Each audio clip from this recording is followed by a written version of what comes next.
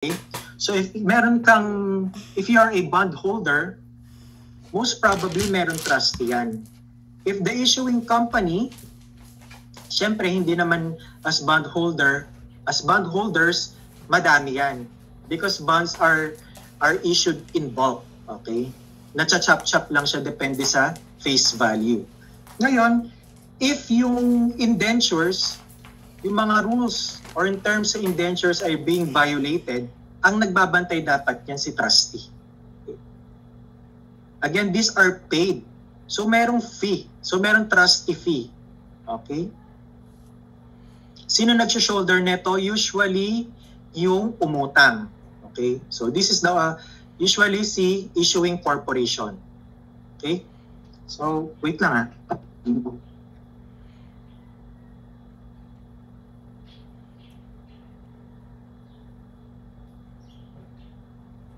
So ayun. So whenever the terms in the indentures are violated, si trustee nag-step in na siya.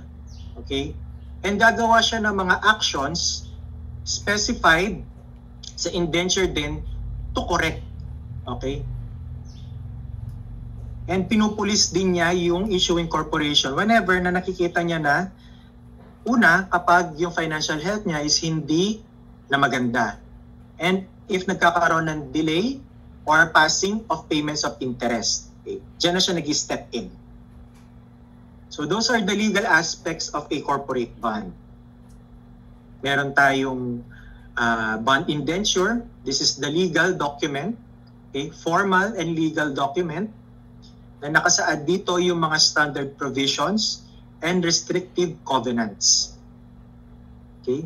And aside from that, pwede din magkaroon ng mga sinking fund requirement and collaterals. And a trustee. Okay, mga katiwala natin. For the protection of the investors naman. So what are the costs affecting bonds to issuer? Okay? Bond financing usually cost more. So mas magastos daw ang pag-i-issue ng bond kumpara sa pagpo-procure ng short-term borrowings. So short-term borrowings, usually ang terms nito ay 1 year or lesser. Okay? So bakit daw mas magastos ang pag-issue ng bonds kumpara sa short-term loans? Because it involves longer commitments. Okay? And when longer commitments, there is a chance of higher risk for lenders. Okay? Risk of non-payment of interest, risk of liquidity, hindi mo agad mako-convert into cash, and maturity risk. Since longer period ito, nagsishrink na yung pera mo pagdating ng nagsishrink na yung purchasing power mo pagdating ng maturity. Okay? So, with that, to compensate with the higher risk, higher interest din.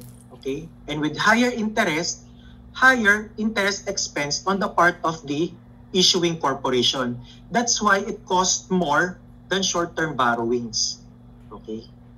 And to mention also, long-term borrowings are very sensitive to or madali siyang naapektuhan ng interest rates in the long run. Okay? The interest rate on a bond issuer pays depends on several factors. Una dyan is yung bond maturity. Okay?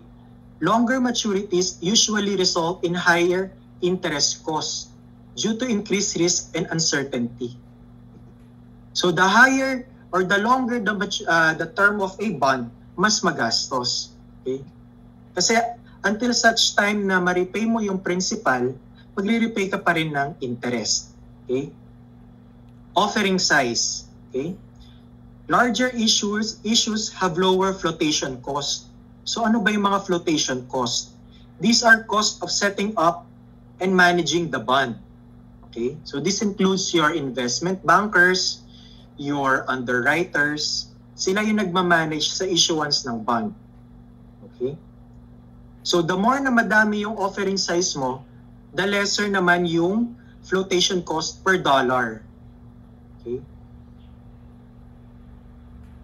issuer's risk. Higher default risk demands higher interest rates. So the default risk is the uncertainty that the periodic interest payments are not being met. Okay, so basically mataas ang default risk ng isang corporate bond, and to compensate that, mataas din ang interest rates. So if you would recall our discussions with interest rates, di ba, ang corporate bond is very mataas, madami siyang risk factor. Nandyan yung kanyang, basically nandyan yung real risk premium niya, at yes, real risk interest rate plus inflation premium. So nandyan din yung kanyang liquidity risk, diba? Meron din siyang default risk and maturity risk.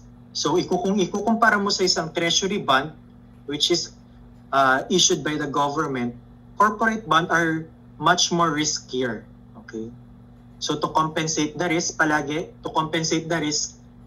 ang katapat niyan, rates, interest rates. Kung mas mataas ang risk, mas mataas din ang interest rates. Okay? Next is the cost of money. This is the base rate set by the risk-free treasury securities plus risk premiums. Ito yung mga nabanggit kong, yung mga risk premiums, ito yung mga nabanggit ko kanina. Liquidity risk, maturity risk, and default risk. Okay? So, any questions regarding the cost affecting bonds to issuer? Okay. So, what are the general features and types of corporate bonds? Okay. Corporate bonds are typically long-term. Okay. 10 to 30 years. So, may portion na sa presentation sa financial statement, may portion na current, may portion na, since ang repayment pala nito is at the end of the maturity, these are non-current liabilities. Okay? And usually, the face value per coupon is 1,000 par value. And paying coupon interest semi-annually or annually. Most common interest payments are on a semi-annual basis. Okay? So what are the special features na pwedeng ilagay sa isang bond issue? Again, the purpose of these features is to attract investors. Okay? Para malure sila na mag-invest. Okay? Unang factor dyan, or unang feature dyan is the conversion feature. Okay? So convert what? Okay? A feature of convertible bonds that allows bondholders to change each bond into stated number of shares of common stock. So yung bondholders have the option or have the feature to change this bond into shares of stock. Meaning from debt instrument, it will be converted into equity instrument. So from periodic payment of interest, it will be converted into dividends. Okay? Next is the call feature. A feature included in nearly all corporate bond issues that gives the issuer, the corporation, the opportunity to repurchase bonds at a stated call price prior to maturity. Okay? Diba, we mentioned na bonds are long-term in nature, typically 10 to 30 years.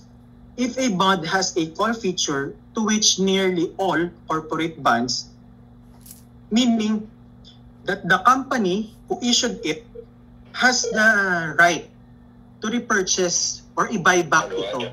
I'm having a class right now. At a stated call price prior to maturity. Hindi na nila halimbawa, for now, we need financing. And we opt to go with debt financing, which is issuance of bonds. Okay? But these bonds that we will be issuing has a call feature. Kapag dumating na yung time na yung financial health natin is sobrang okay na rin yung cash flow natin, we will buy them back or we will call this back. Okay? Why do companies do this? Okay? Gaya nga ng nasabi natin kanina, it is more costly. Diba? Kung aantay mo yung maturity ng bond mo, you have to repay every year the interest. in which na you have the capacity to buy them back na para hindi ka na magre-repay pa ng interest until maturity. Pero kasama sa bond indenture mo is yung kung may call feature ka, i-call mo or i-repurchase mo itong bonds na to at a stated call price. Okay? And this call price should always be higher than the par value. Okay? And call price is the stated price at which bond may be repurchased by use of a call feature prior to maturity. So meron tayong call price which is higher than the par value para naman hindi rin naman lugi si investor mo. Okay? So call price minus par value is the call premium. It is an amount by which the bond's call price exceeds its par value. So call price less par value. So kung na-issue ang bond at par value of 100 and yung call price is 105, the call premium is 5. Okay? Ganun lang siya. So another feature is the stock purchase warrants. Okay? It is an instrument attached to the bond issuance that gives their holders the rights to purchase a certain number of shares of the issuer's common stock at a specified price over a certain period of time. So ano po pinagkaiba nito sa convertible bonds? Si convertible bonds, inaalaw niya yung bondholders niya to each bond into stated number of purchase shares of common stock na wala naman naka-specified na price or specific period of time. However, for stock purchase warrants, naka-attach to. So these are warrants. Okay? And warrants are considered na as equity item na to. Okay? And these warrants, so one warrant would mean a right to purchase a certain number of shares to the issuer's common stock at a specified price over a certain period of time lamang. So meron nitong time bound siya. Okay? So these are the three special features attached to a bond issue. First is the conversion, call feature, and stock purchase warrants. Okay? Are we clear on that? I hope so. So next are your bond quotations and ratings. If you can recall in your financial accounting 2, di ba meron tayong na-experience or nakakam across na mga statements na bonds quoted at 100, bonds quoted at 102, bonds quoted at 98. So yun pa lang, indicative na siya kung ang bonds ay issued either at a premium or at discount. So kung issued siya more than 100, let's say for example issued at 102, it is said to be that bonds are issued at a premium. Okay? If below 100 naman, issued at a discount. Okay? But for financial management perspective, bond quotations usually base ito sa mga agencies like Moody's and Standard & Poor's. They evaluate how risky a bond is. They do this by analyzing the company's financial health and ability to pay back the bond. Okay? The higher rated the bonds are safer, meaning mas high class sila. So they offer lower returns. So mas mababa yung kanilang interest because yung risk involved in the issuance of bond are relatively low. Mababa lang yung risk.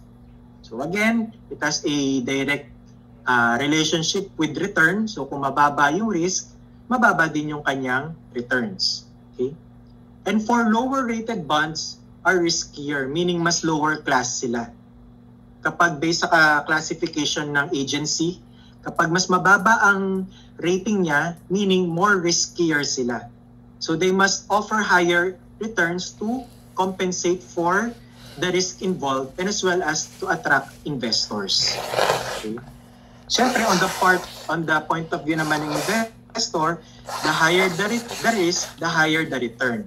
Depende sa risk appetite ng isang investor. Okay? And bond ratings reflects the basic ideas of risk versus reward. So the more the risk investors take, the more return they expect. Okay? For companies, getting a good bond rating is important because it affects how easily they can sell the bonds and how much interest they'll have to pay. So ang aim ng isang company is to have a good rating o a higher rating ng kanilang mga bonds para they can sell this easily and lower yung kanilang interest na pwedeng ipatong. Okay? Because lower interest to them means more savings sa cost ng borrowing. Okay? So let's discuss the different types of bonds. Okay? So we have here debentures. Okay? Debentures are unsecured in nature, meaning wala silang collaterals. Okay? And these are issued only by credit-worthy firms. Okay? So these are issued, debentures are often issued by high-rating companies. Okay? Ito. That's why companies aim for a good rating. So they can issue debentures. So they don't have to pledge or collateralize their properties. Okay? Another type of bond is your subordinated debentures. So these are also unsecured and the claims paid after the senior debts. So if a company issued a debenture and subordinated debentures and in times of liquidation, una munang isa-satisfy yung obligations sa mga debenture bondholders. After na satisfy na lahat ng obligations sa debentures, saka pa lang masasatisfy yung mga claims ni subordinated debentures. Okay? Third type of bond is your income bonds. Actually, this is also a unsecured bond. And this type of bonds wherein interest paid only if earnings are available. Meaning, on year 1, nagkaroon ng earnings si company, pwede siyang magbayad ng interest. Okay? Year 2, medyo hindi maganda ang economy, nagkaroon siya ng net losses. So waive, pass yung payment ng interest sa mga bondholders. Okay? Fourth type of bonds is your mortgage bonds. So item 1, 2, 3, these are unsecured. Okay? Meaning no collateral, walang collateral. Okay? And the 4 to 6 items are your secured bonds. So what are mortgage bonds? These are secured by a real estate. Okay? So meron siyang security. Meron collateral in the form of real estate. So these are your land titles, properties, yan. And they are called mortgage bonds. So if ever man na magkaroon ng liquidation process, mortgage bondholders have claims over the mortgage assets. Okay? Next naman is the collateral trust bonds. Kung yung nauna, si mortgage bond, secured siya by a real estate, properties. For collateral trust bonds naman, they are secured by another securities owned by the issuer. Okay, paano ba to? Let's illustrate. Okay. So, a corporation, nag-issue siya ng collateral trust bonds. Okay. Ang security nito ay yung mga stocks na held as investment ni Corporation A to Corporation B. So, meron si Corporation A, meron siyang mga stocks ni Corporation B. Ngayon, mag-i-issue siya ng collateral trust bonds. Ang collateral niya ngayon is yung mga investment niya with Corporation B. So, okay? So, yun. Pwede naman kasi yun. And hindi naman lahat ng investment ng isang corporation are through real estate, through machineries, pwede din mga other securities na pwede rin nilang gamitin as collateral. Okay? Next naman, or lastly, is your equipment trust certificates. And these are used to finance rolling stock and secured by leasing assets. So usually these are your properties, your movable properties like air assets, mga tractors, mga leasing assets mo sila. Pwede din siyang mga building mo na pinaparent or pinapalis to other. Pwede sila yung maging tawag dito, security or collateral for this type of bonds. So these are your typical types of bonds on a financial management perspective, pero there are still a lot more to this, and these are your contemporary bond types. Okay? So una dyan is yung zero or low coupon bonds. Okay? Again, if you have any questions or clarifications, you are free to speak up lang na kasi hindi ko nakikita if someone is raising their hands. Okay? Sige, let's continue so we can finish early. So zero or low coupon bonds. So from the title, or from the title itself, zero, okay, or low coupon, meaning wala silang interest, issued with no or a very low coupon rate. Kung hindi zero, relatively very low, okay, interest rate and sold at a large discount from par. So bakit may mga ganitong bonds at bakit merong bumibili? Okay? Sinong investor ang mag-i-invest sa isang bond na zero interest rates, di ba? So paano siya kumikita dyan? So usually this zero or low coupon bonds issued siya at a large discount from par. Okay? Large discount from par. So meaning if the par value is 1,000 or it's its face value, ikaw na investor, binili mo lang siya at 750. So meron kang 250 na discount. And in effect, ito na yung magsisilbi mong interest income until such time na mag-mature na yung coupon bond o yung zero coupon bond. Okay? So, ang nagiging attractive feature nito is that sobrang bagsak presyo yung binibili mo na bond. And at the end of the maturity, makukuha mo yung face value niya, which is 1,000. Diba? Kaya may mga bumibili at tumatangkilik pa rin ng zero coupon bonds. Okay? Another contemporary bond type is your junk bonds. Okay? So from the title, junk, meaning trash, this carries a higher risk of default. So compared to other bond, junk bonds mas mataas pa yung kanilang default risk. Okay? So, ano na lang ang magiging solution nito to make it attractive? Again, kung mas mataas ang risk, ang katapat lang nun is palaging mas mataas ang interest rate. Okay? Another is the floating rate bonds.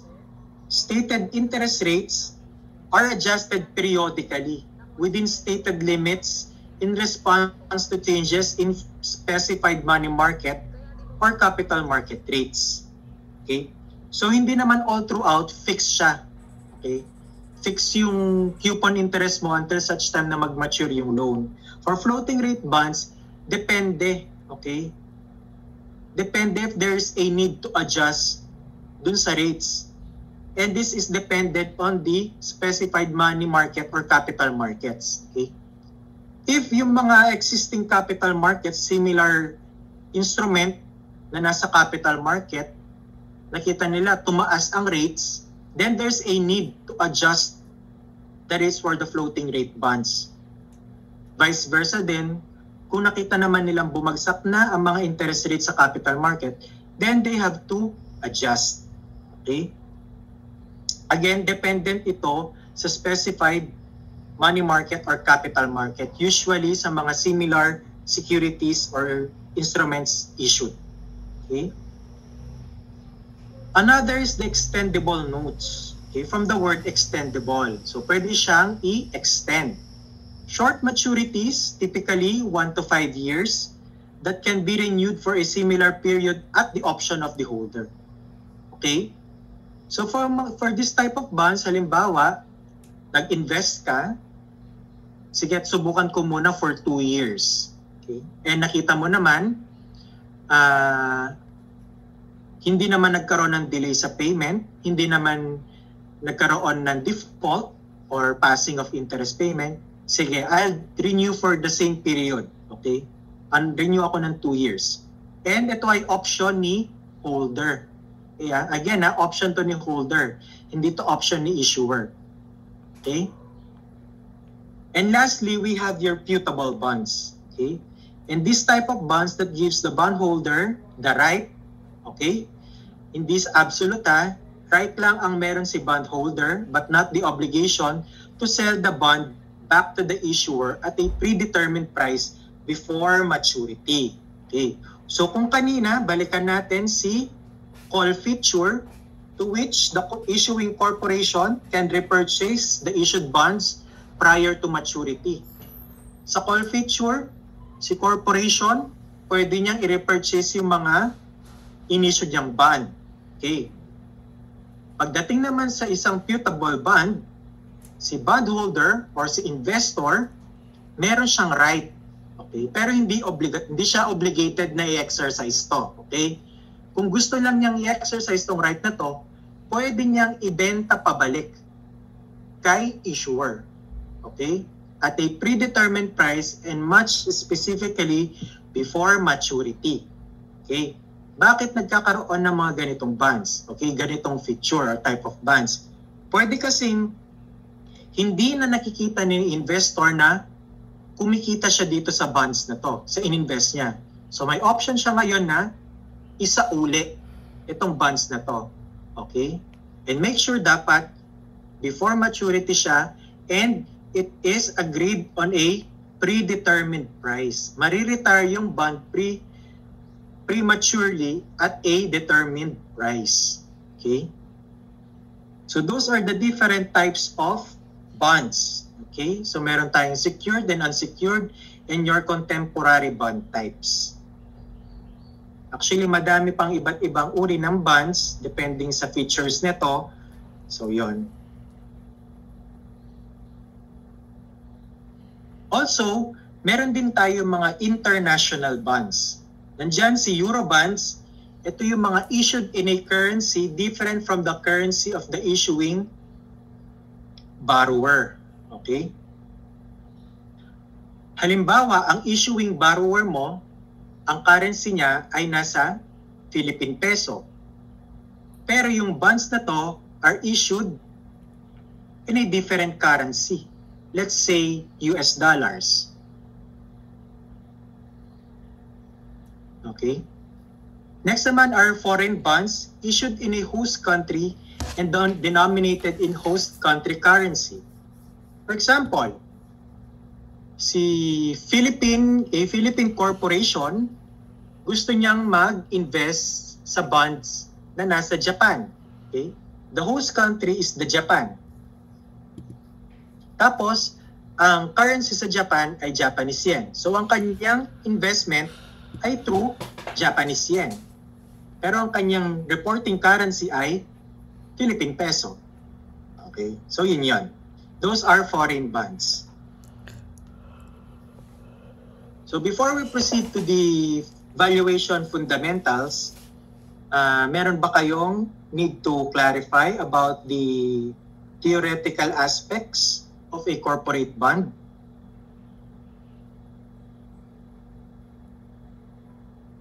Okay. I guess wala na. Guess wala naman. Okay. So let's proceed with your valuation fundamentals. Ngayon, papasok na tayo sa point of view ng isang financial manager. And a financial manager makes decision where to invest and what to invest. Siya ba ay papasok sa isang money market for short term? Siya ba ay mag-i-invest through capital markets? Long term? Kung sa capital markets, anong i-invest niya? Debt instruments or equity instruments? Siya ba ay mag-i-invest sa commodities like oils and other or any other items? Siya ba ay mag-i-invest sa art? Okay? Pwedeng paintings, pwedeng sculptures, yan. So to guide them to their decisions, they need to identify the value, okay? The value of these different types of securities, okay? Basically, iisa lang naman ang valuation fundamentals or basic concept of valuation, regardless kung bond, stocks, commodities, and any other. Because valuation links risk and return, okay? To determine the asset worth, okay? Kino-consider niya yung risk factor at saka yung mga expected returns, okay? How these returns certain? Is it uncertain or certain na marireceive, okay? And at what rate, okay? Valuation fundamental, it is a relatively simple process. Oh, sila na nagsabi niyan. Simple process lang siya that can be applied to expected streams of benefits. Okay? So what are these expected streams of benefits? Ito yung mga ina-expect mo mag-flow sa'yo, papasok sa'yo. So simply speaking, these are your cash inflows from your targeted investments. It can be from bonds. So kung nag-invest ka ng bonds, ano ba yung mga cash inflows mo dito? Interest payments and repayment of principal. Okay? So kung pagdating naman sa stocks, yung dividends ito. Cash inflows mo dito are your dividends or your capital gain. So when we say capital gain, increase in market value ng mga stocks mo. Okay. Next naman, income properties. This can be your art, paintings. So if you will invest in this certain artwork and plan to resell this after years, magkano? Diba? Usually because lalo na kung high value artist ang may gawa, ang value nito is nag-appreciate over time. Over time, tumataas yung value nito. So if you will hold this after 5 years, how much mo na ito mabebenta sa market? Okay. Same with oil wells, and so on and so forth. So basically, very simple lang ang process ng valuation. Lahat ng cash inflow mo, i-consider mo. Okay? And then syempre, you would consider these different key inputs. Una, ito yung nababanggit natin na cash flows or your returns. These are expected payments or benefits from the asset. Okay? Next factor or input is the timing. Kailan mo matatanggap ito? Because we have to consider the time value of money. Okay? Ano ba yung time value of money? The money that you will receive after 2 years will not be the same power that you are experiencing in year 0. Okay? So may time value factor tayo. And lastly, the risk and required return. Riskier asset requires higher returns, thus decreasing present value. Okay? So again, meron tayong tatlong key inputs. Meron tayong cash inflows, the timing, and the required return. Now, to further evaluate or discuss the valuation concepts, proceed na tayo sa kanyang basic valuation formula. Okay? So we have value. So ang pinag-usapan pa lang natin dito, any asset pa lang tayo ha. Hindi pa tayo pumapasok sa bond valuation because may ibang computation yon. Okay? So basically, the formula for the value of any asset at year 0 times 0 is equal to the summation of cash flows depending on the timing. Okay? Cash flow 1 divided by 1 plus K. This K is the required return raised to the timing. Okay? Year. So medyo overwhelming kung titignan, di ba? Kasi bakit may raise to ba ganyan? To simplify our discussions, okay, para hindi na rin magkaroon ng overload, proceed na tayo sa bond valuation. Okay? Pero basically, parehas lang yan. Okay? Because this basic valuation model is applicable for any asset. Okay? Now, to be more specific, since ang topic naman natin bond valuation, rekta na tayo dito. Okay? Bond valuation, bond provide known cash flows. Okay? Bakit nasabing known cash flows? Okay? Because it is stated in the indenture, right? Diba? Nandun na kung magkano ang par value, nandun na kung magkano yung interest or yung coupon interest rate, nandun na kung magkano interest ang marireceive mo, nandun na kung magkano, kung kailan mo marireceive ang mga interest na to at kailan mo marireceive yung principal. So known na siya. Okay? Identified na kailan yung mga cash flows na to. Okay? And these cash flows are your periodic coupon interest and repayment of principal at maturity. So ganito ang general valuation formula ng isang bond. Okay? So we have value of bond at time 0 is equal to interest, your I, your annual coupon interest payment, multiplied by actually present value factor lang ito. Okay? Ito siya. Just have to refer to below. Okay? Interest, your annual coupon interest payment multiplied by the present value of ordinary annuity of 1 at certain rate and at certain terms. Okay? Plus the maturity multiplied by the present value of single payment. Actually, mali itong nandito. Ko-correct ko na lang to. Okay? So if you can recall in your FinAct 2, ganito natin nire-record yung mga bonds natin. Right? If you can still recall, yan. Interest multiplied by the present value factor plus the maturity or the face value multiplied by the present value factor as well. If the value of the bond falls below the maturity, the face value of the par, it is said to be issued at a discount. Otherwise, kung mas mataas, issued at premium ito. Kung equal naman ang value ng bond mo versus to your par value or face value, it is said to be sold at par. Okay? Now, to have an example, let's illustrate the following. Okay?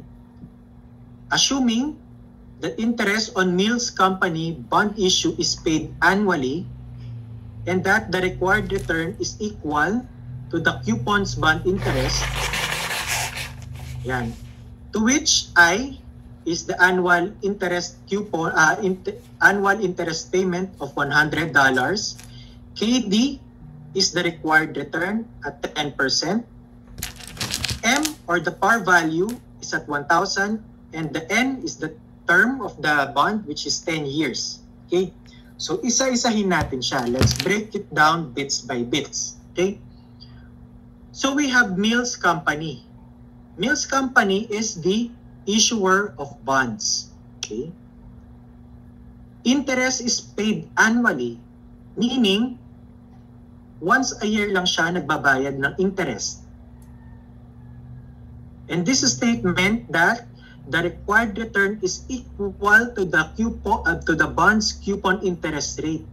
So meaning, yung ating ating effective interest rate, which is the required return, kung i-relate natin to financial accounting, required return is the effective interest rate. Okay? And the coupon interest rate is your nominal interest rate. So, sa statement niya na nag-equal si required return at si coupon interest rate return, it means to say that the bond is issued at par or sold at par. Okay? So since given itong required rate na 10%, it is also your coupon interest rate. So wag niyong paghahaluin or wag kayong malilito. Okay? Si required return, iba siya sa, it is not always the same with coupon interest rate. Okay? It can be higher, it can be lower than the coupon interest rates. Okay? So ngayon, paano naman na-compute yung 100 na annual interest payment? Okay? Ito din ang something to watch for or to be careful is that paano nyo dinidetermine yung annual interest payment? Annual interest payment will always be based on the face value or the par value multiplied by the coupon interest rates. Palaging yun ang formula. Palaging face value multiplied by the coupon interest rate. Of course, adjusted yan whether paid annually or semi-annually. Okay? So kung ang problem or ang scenario mo is paid annually ang kanyang interest, no need to adjust. Direkta ka na. However, kapag naman ang interest mo are paid semi-annual, you need to adjust to compute for the interest payment. Okay? So let's substitute your given to the formula of bond valuation. So bond value at time 0 is equal to interest payment, okay, itong 100, multiplied by the present value of ordinary annuity of 1 for 10% for 10 years. Okay? So ngayon, pumasok na si present value factor. Ano po ang gagamitin naming rate or reference for present value factor? Is it the coupon interest rate or the required return? Okay. Palagi niyong tatandaan, always remember, for present value, palaging required return. Okay? Ngayon, bakit 10 years? Bakit hindi 10 periods? Since paid annually naman tayo, meaning once a year, hindi na natin i-adjust. Okay? So, 10 years na lang siya diretsyo. Eh sir, bakit po 10% din siya? Ganyan. Like the question or the scenario states, in this case, parehas si required return at si coupon interest rate. Kaya 10% din ang nandito sa present value factor. Okay, wag malilito ha. Magkaiba si required return at si coupon interest rates. To continue, i-add din natin yung present value ng principal natin, which is the 1,000.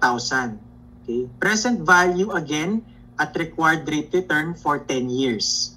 So substituting and getting the present value factor, we have 100 multiplied by the factor 6.145 plus 1,000 multiplied by the present value factor na 0.386. So we have 614 plus 386. So we have a total of 1,000, which approximately 1,000. Okay? Which equals the par value. So that verifies the statement required return is equal to the bond's coupons interest rate. Meaning, bonds are sold at par. Okay? So wag malilito ha. Actually, parang review na lang ito ng bonds. Sir, paano naman po pumasok na si present value factor? hindi po kami binigyan wala po kaming copy ng table, yung list of tables sa mga present value. Pwede naman siyang makompute yung present value factor even using an ordinary calculator. Okay, so ganito siya. So the next slide will be the step-by-step procedure on how to compute the present value factor through ordinary calculator. Or what sometimes we call this calculator na pang sibuyas. Okay, because ordinarily ganito yung mga calculator lang nila sa palengke. Okay, using your ordinary calculator, or if not available yung table, we can use this ordinary calculator. Una, enter 1.1. Sir, bakit po naging 1.1? Kasi yung required return natin is 10%. Okay? Sir, ito din ba yung coupon interest rate? Sa case na to, yes, parehas lang sila. Pero sa ibang cases, hindi. Nagkataon lang na parehas si required return at si coupon interest rate. Okay? Pero ang palagi natin gagamitin dito is si required return. So in this case, ang required return ay 10%. So to express the 10% into decimal, ito ay 0.10. Kaya lalagay natin is 1.10. 1 is fixed. Fix ito. And then the decimal would be your required return. So kaya 1.1. Next step is to press the division sign. Ito. Twice. I hope nakikita nyo. Nakikita nyo ba? So para pala akong online seller. Okay. Ipe-press nyo yung division sign twice. 1, 2. So expectation, wala pa siyang movement dyan. Okay. Next naman is press the equal sign for the number of periods. In this case, press equal sign 10 times. Okay? Since the bond is for 10 years and the interest payment are paid on an annual basis, so 10 years is equal to 10 periods. Yun daw yung number of times na pipindutin mo si equal sign. 1, 2, 3, 4, 5, 6, 7, 8, 9, 10. So meron akong 0.386 rounded off to the nearest 3 decimal places. Yan. So ito na yung present value of 1 mo at 10% for 10 periods. Ito na siya. Okay? Now to continue, since kailangan naman natin yung present value of ordinary annuity, we deduct 1 from the result of step number 4. So from here, dapat at this point, i-take note nyo na yung present value of 1, yan na 0.386 minus 1. Okay. So meron tayong negative 0.614. Now, to remove the negative sign, press the positive/negative button. Ayan. Ayan. Na-remove na siya. Okay? After removing the negative sign, divide the result by the required rate of return, which is 10%. Expressed to decimal places, it is 0.10. Okay, divide 0.10. Yeah. So we now have your present value of an ordinary annuity of 1 at 10% for 10 periods at 6.145, rounded off to the nearest 3 decimal places. Okay? So hindi niya na pwedeng i-rason na hindi binigay yung present value factor. Okay?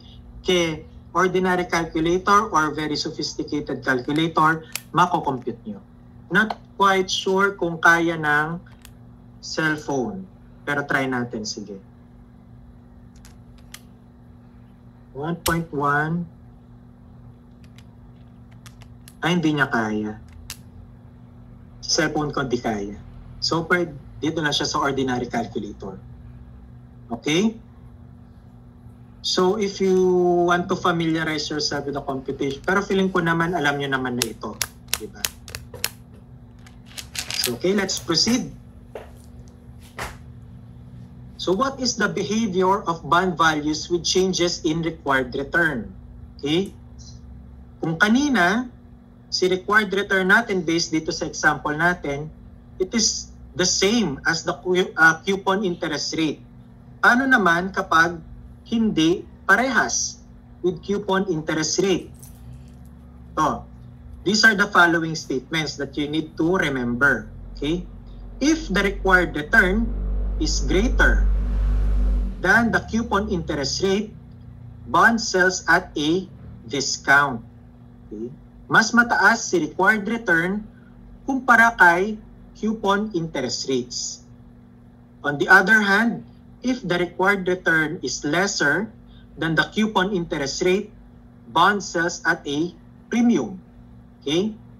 Tatandaan nyo, pag mas mataas si required return, discount siya. Discounted yung value ng bond.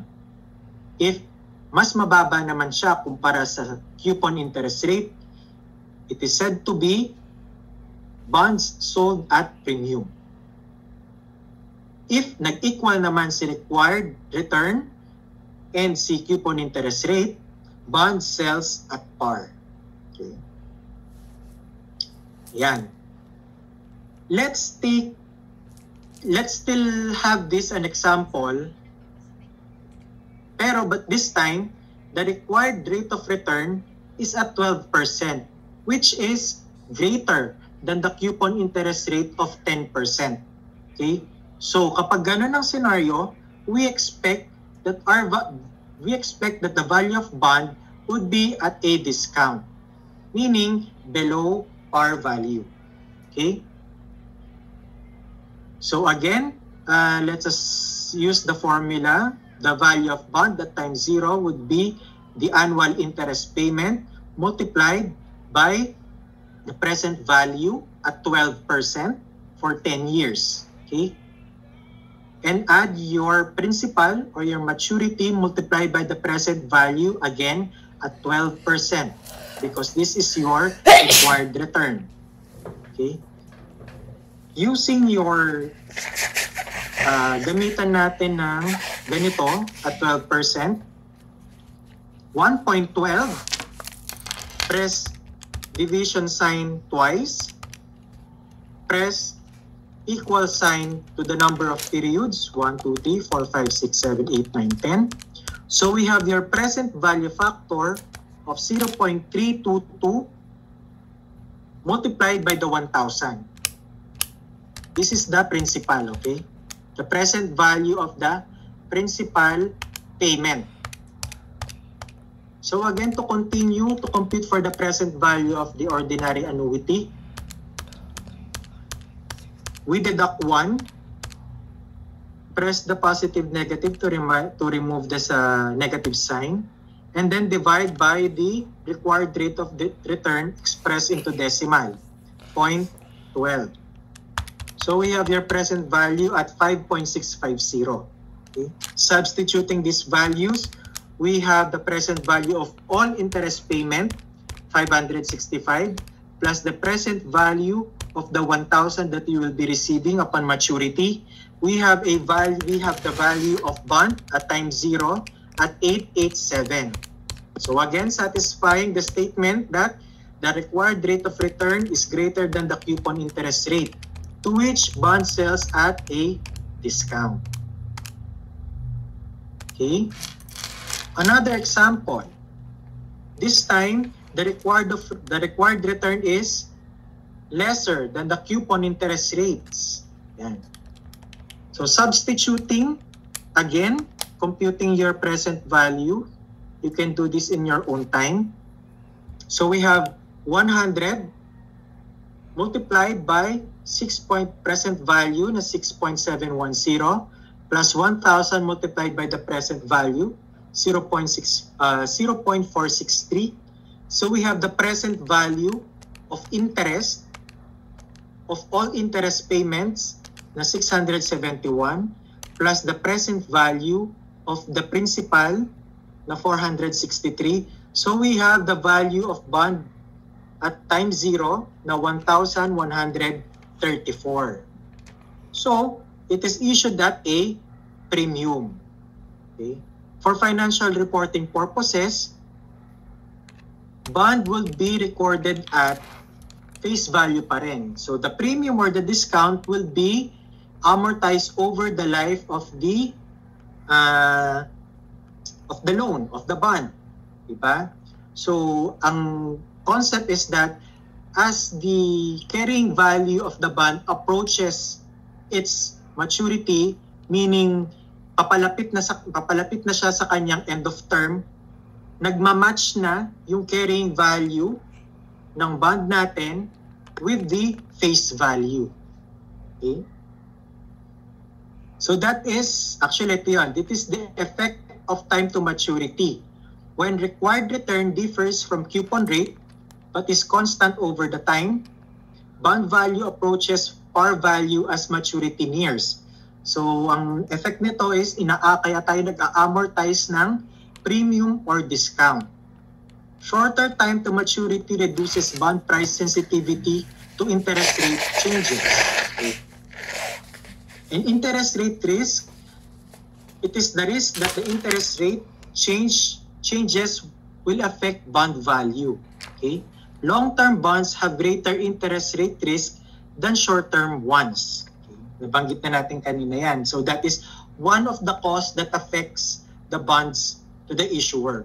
Yung time to maturity period niya. The longer the maturity period of a bond, the higher the risk.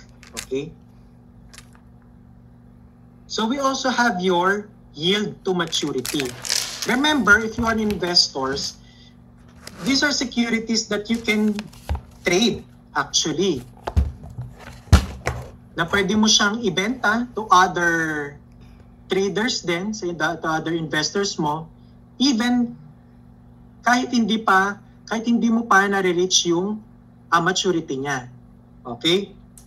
So, pero there are some investors that they will hold to these bonds until maturity. So, in relation to that, we have your YTM or your yield to maturity. So, this is your interest rate if you will hold this investment up to maturity. Okay? So YTM is the annual rate of return. So since this is the annual rate of return, this is expressed into percentages. Okay? It is the annual rate of return investors earn if they buy the bond at the current price and hold it to maturity, assuming all payments are made as scheduled. Yan. So, meron din tayong ulit 3 statements dito which is familiar or relatively the same sa tatlong nauna kanina. If bond price equals par, meaning yung binili mong bond ngayon, same ng face value, YTM equals coupon rate. Okay? Again, this is the intention of the bondholder is to hold these securities up to maturity. Okay? Second statement, if the bond price is above par, YTM is less than the coupon rate. Similar to here. If the required return is lesser than the coupon rate, bond sells at a premium. Because whenever the bond price is above par, it is said to be at premium. So wag niyong basic, those are just basic concepts, wag niyong kakalimutan. And lastly, if bonds is below par, YTM is greater than the coupon rate. So bond price is lower than face value. So meron kang discount. So how do we compute for this? So we have an example. The Mills Company bond, which currently sells for 1,080, has a 10% coupon interest rate and 1,000 par value. It pays interest annually and has 10 years to maturity. So let us identify your data. Mills Company being the issuing corporation to which each bond sells at 1,080. So this is your value of your bond at time 0. Okay? And has a 10% coupon interest rate. This is the stated interest rate or your nominal interest rate, which is stated on the indenture. And then we have your 1,000 par value, okay? And pays interest annually. So these have impact in your computation. WID has a 10 years to maturity. So the period is 10. Bakit 10? Ba't nasabi ko na agad na 10? Because yung interest naman niya is paid annually. So once a year lang siya. So substituting your data to the formula. So we have your value of bond at time 0, 1,080. In this case, we can now conclude that the bond is issued at a premium. Okay?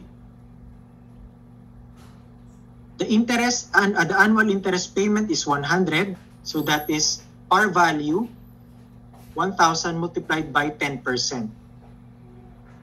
10% is the coupon interest rate. Okay? Multiplied by the present value factor plus 1,000 multiplied by 1,000 is the par value multiplied by the present factor.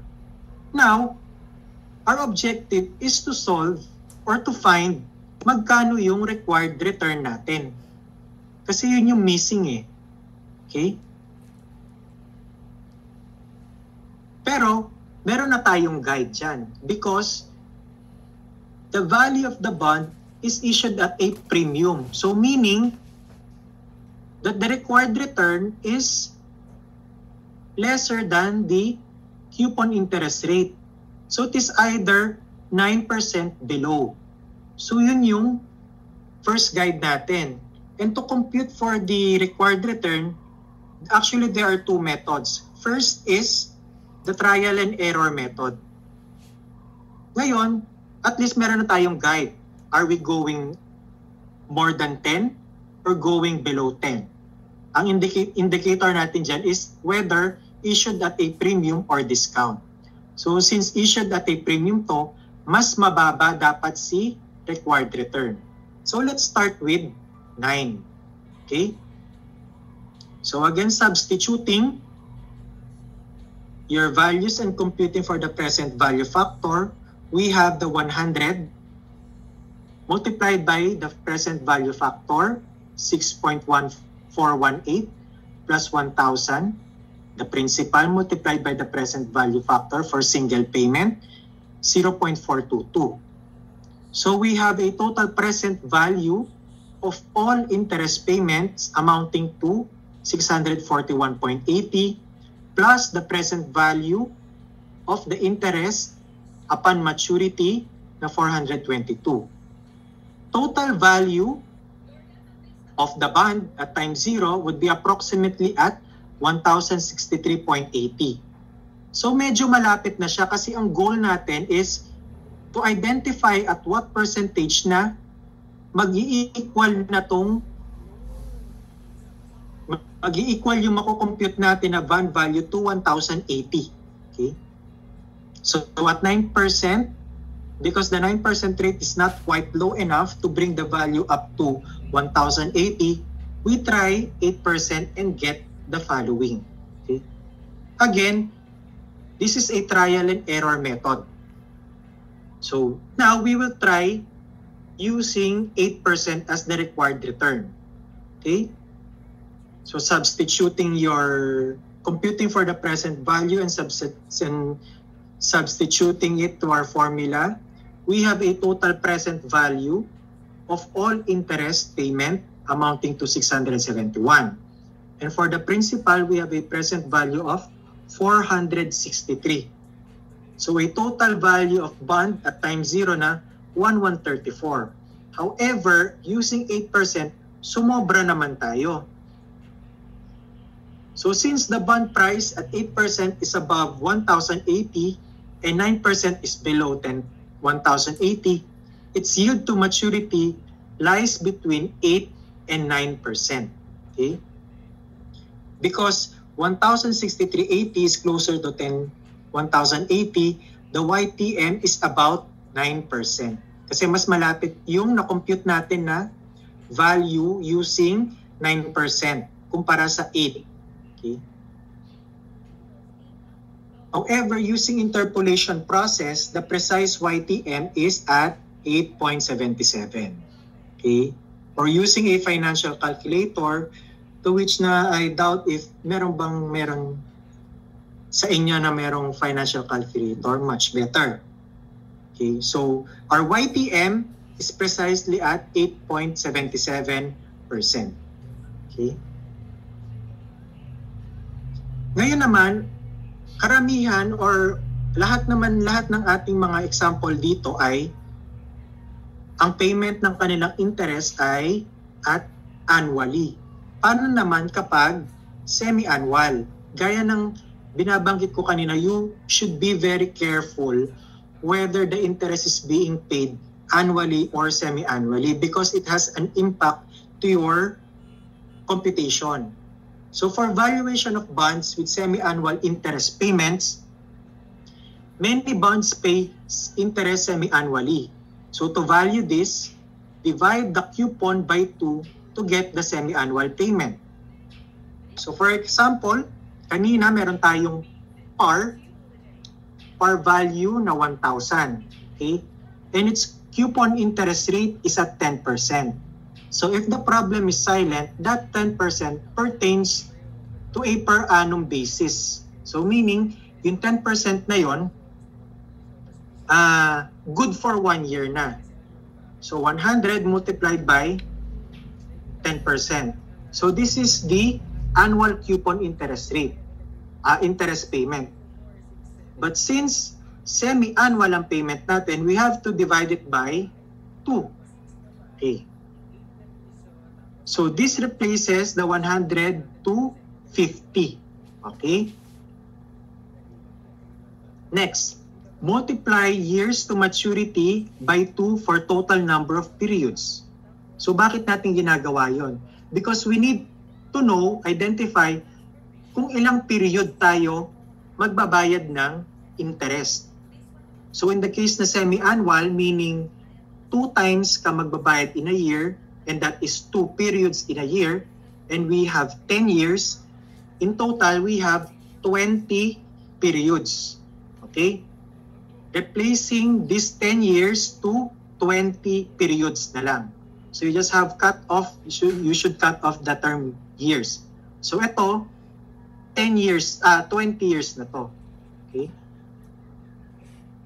And then, divide the required annual rate of return by 2 for semi-annual discount rate. So we have to adjust the required rate by dividing it by 2. Okay? So kung ito, 8%, magiging 4% na lang yan. So yun din na magiging basis mo dito for the present value factor. At 4% for 20 periods. Okay? So in summary, before we end the discussion, actually I find this topic quite easy na lang, especially kung na-take up nyo naman yung bonds payable in your FinAct 2. So in summary, corporate bonds have legal protections, and these are included in the bond indentures, wherein there is a provision for trustees. Okay? Cost and risk are influenced by the maturity, the term of the bond, size of the bond, and the issuer risk and features. Bonds can have special features like conversion, call options, and stock purchase warrants. Valuation fundamentals rely on, it's a very simple process. It relies on estimating cash flows, timing, and risk-adjusted discount rates, or your rates. Okay, in relation to valuation of bonds, this only sums up the discounted, meaning Kasi kapag tinawag natin discounted, meaning na-apply na natin yung present value factor doon. So the discounted coupons or your interest payments and principal. Yield to maturity measures full anticipated return. Holding bond to maturity and is calculated via trial and error or financial calculators. For semi-annual interest payment, requires adjusted valuation procedures reflecting payment frequency. So again, you have to be very careful whether you just have to be careful kung ano yung identifying your coupon interest rates, your par value, your timing of interest payments, whether annually or semi-annual, kasi usually doon nagkakamali ng computation. Okay? So, actually, this ends our discussion. Okay, I know it's quite fast because the lesson is relatively quite easy. So what do you expect for next week? So next week, hopefully sana makapag face-to-face tayo. Okay? And then, we will still continue our discussion for bond valuation, but this time only examples na lang. Okay? Computation and computation ng mga examples natin. After a short discussion, magpo-proceed tayo sa quiz. Okay? And that would be your quiz. Actually, quiz number 3 nyo yun. And after the quiz, we will proceed to the discussion of stock valuation. Okay? So, do you have any other questions before we depart and enjoy the rest of our weekends? If not, hold on lang tayo sa meeting. I will generate the attendance. Okay?